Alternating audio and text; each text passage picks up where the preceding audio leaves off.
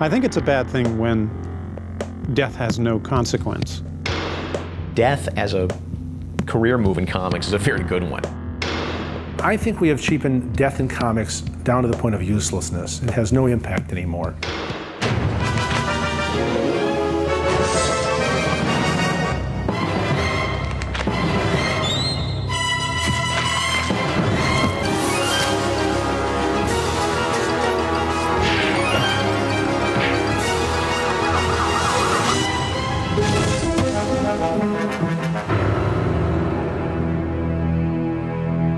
Captain America has been seen as a symbol of the United States since his creation in the 1940s. He stands for truth and justice. And at a time when America needed heroes and symbols to look up to, Captain America was murdered. The way the Red Skull pulled it off is rather complicated. It's kind of a Manchurian Candidate kind of a take on it. But I always knew that the person behind it had to be the Red Skull. I remember when the death of Superman happened and I ripped one of the bags open and read the book and I was like, Lex Luthor doesn't kill him? It just didn't make any sense. Like, how can you have Superman die and Lex Luthor's not responsible? So I just knew it had to have, you know, Captain America-centric kind of interest in it.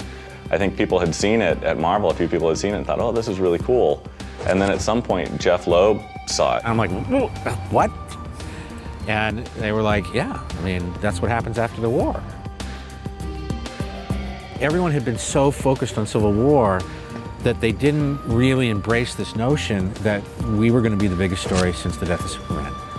That the death of Captain America during the Iraqi War was going to be news. It was a courageous thing to do, and it also gave the feeling that there's some reality to this, that this isn't just silly stuff. I mean, my gosh, one of the people could die. We did a panel in Seattle right after his death. A woman stood up and said, who are the soldiers in Iraq supposed to look up to now that you've killed Captain America?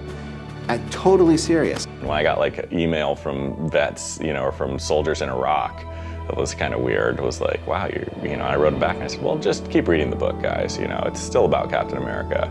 But it was just like, you know, Captain America is not a real person actually fighting anything, right? Like, it's a comic book, but to people who look at that as the symbol, to them, you just took something away from them.